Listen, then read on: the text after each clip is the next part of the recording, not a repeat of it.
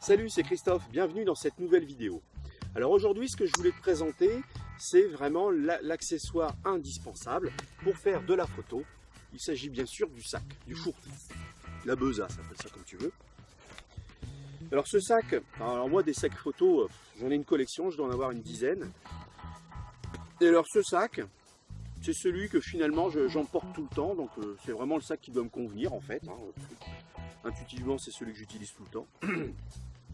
Pour la petite histoire, c'est aussi celui que j'ai acheté le moins cher. Alors il y a un système de sangle bien sûr réglable. Voilà. Alors vous voyez, si je veux, tac, j'accède comme ça. Alors pourquoi j'aime bien ce sac, c'est parce qu'en fait il est en deux parties. Je vais m'approcher un peu.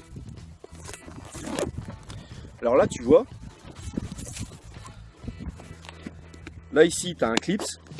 Tac. En fait le sac il est en deux parties, tu vois. Et là ici ça s'ouvre et là tu as du matos. Donc tu as vu là, sans défaire le sac, tu as vu, je peux accéder à un boîtier ou ce que tu veux. Pour refermer, tac, tu clips. Et bien sûr,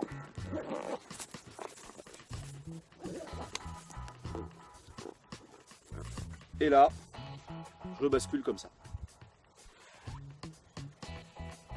J'avais aussi un système de sangle, un système de fixation sur l'avant, mais en fait, je m'en servais pas, puis ça me gênait, ça pendouillait, donc finalement, je l'ai coupé.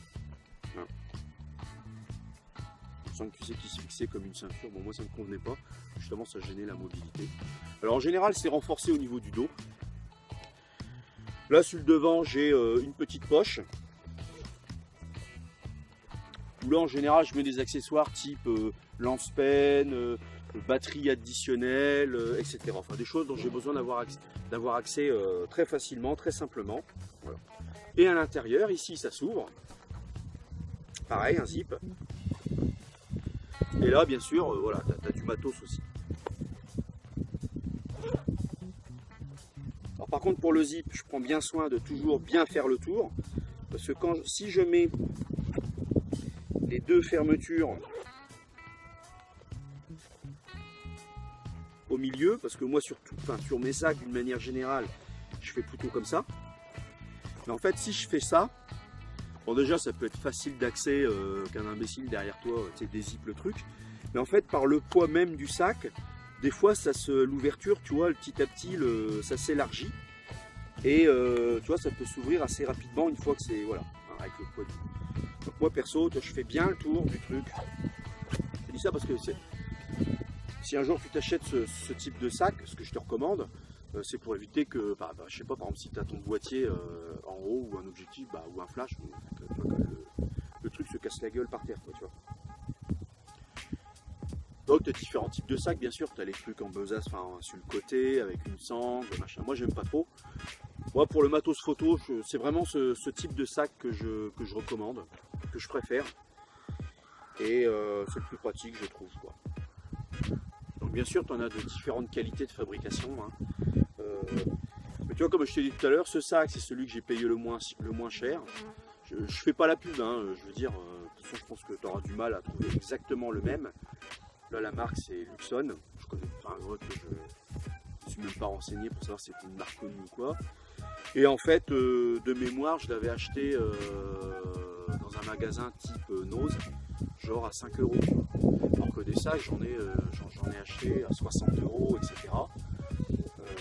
Finalement, c'est celui-là que j'utilise. Tu vois, pour te dire que tu sais, faut pas toujours trop non plus se prendre la tête en se disant tiens, je vais acheter le sac machin de la super marque qui va bien à 150 €, machin. Bon, finalement, moi, c'est le sac que j'utilise et c'est le moins cher que j'ai acheté. Donc c'est pour te dire. Alors il y a également des sacs de ce type où tu as également une poche là au niveau, j'allais dire, de l'arrière, au niveau dorsal. Où tu peux genre glisser, c'est prévu soi-disant pour glisser un iPad ou un MacBook. Et mais bon, moi dans mes sacs en général, j'essaye d'en mettre le moins possible. Tu vois, quand je fais un shooting, un reportage, je sais que je vais utiliser tel objectif ou telle focale. Par exemple, les shooting mode, j'aime bien en fait les faire avec des focales fixes. Et je travaille comme ça, point barre. Là, bon, bien sûr, de toute façon, tous mes objectifs ne pourraient pas tenir dans un sac, mais ça m'est arrivé de voir un photographe ou des photographes, ils avaient des sacs de ce type, et ils cherchaient à en mettre le plus possible dedans. Bon, moi j'ai un peu la démarche inverse. Moi je cherche, je fais un shooting. Par exemple, si je sais que je veux faire de la photo macro, bah, il n'y a aucune raison que je prenne 10 000 objectifs. Tu vois, moi la photo macro, je la fais toujours au 100 mm macro. Bah, j'ai mon boîtier. Bien sûr, chez moi j'ai préparé mon boîtier, j'ai greffé le 100 mm macro dessus, point barre, quoi, tu vois. À la limite, je peux avoir un flash macro, mais bon, je n'utilise jamais. Ou un diffuseur, mais, tu vois, je cherche à partir le plus léger possible. Le but du jeu, c'est pas de mettre 40 kg dans le sac, parce que quand tu as ça dans le dos, merci quoi. Alors là, la poignée, bon ben, l'astuce aussi, tu vois, quand tu as un sac avec une poignée, c'est quand tu utilises le trépied, tu as beaucoup de trépieds, où en dessous du mât principal, tu as un crochet. Souvent, moi, j'accroche mon fourre-tout, parce que déjà, ça me permet de bien stabiliser mon trépied. Et puis, bah, bien sûr, le fait de ne pas poser mon fourre-tout au sol, c'est aussi une sécurité, bah, je sais pas, pour que personne ne chique mon sac, pour pas que qu'il y ait des bestioles qui rentrent dans le sac ou qui prennent la flotte, etc. Donc ça, un sac photo, c'est vraiment indispensable. Alors tu vois, quand j'étais vendeur de matos photo, je disais toujours aux clients, idéalement un bon sac photo, c'est un sac photo qui ne ressemble pas à un sac photo. C'est-à-dire ça doit ressembler à un sac, voilà, je sais pas, tu mets ce que tu veux dedans, une bouteille d'eau, un sandwich, enfin, tu vois ce que je veux dire. Mais pour moi, idéalement, il ne faut pas que ça soit identifié sac photo. Voilà. C'est vrai que maintenant, les équipementiers, ils ont fait des efforts là-dessus. Hein. Bon, bien sûr, là, mon sac, il est noir. Mais c'est vrai que bon, voilà, ils ont enfin découvert la couleur.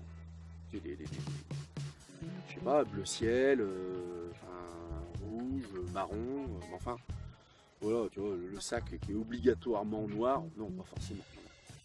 C'est pour dire qu'il y a des fois, il y a des sacs, ça peut limite faire un peu style sac à main, tu vois, mais c'est très bien, c'est très bien. En fait, voilà, si les gens, tu peux toujours avoir des gens. Si tu te balades dans la ville la plus moche du monde, c'est-à-dire Paris, bah, tu peux toujours avoir quelqu'un qui te choure ton sac, tu vois. S'il est bien identifié sac photo, bah, comme c'est une ville de merde avec tout un tas de racailles, bah, c'est évident que voilà, on risque de t'embarquer ton sac, tu vois. Par exemple. Donc c'est pour ça qu'il vaut mieux avoir un sac qui ne ressemble pas à un sac photo. Si cette vidéo t'a plu, bah, je t'invite à liker et à la diffuser autour de toi en la partageant. Et bien sûr, n'oublie pas de t'abonner afin d'être sûr de ne louper aucune vidéo. Allez, salut, à la prochaine!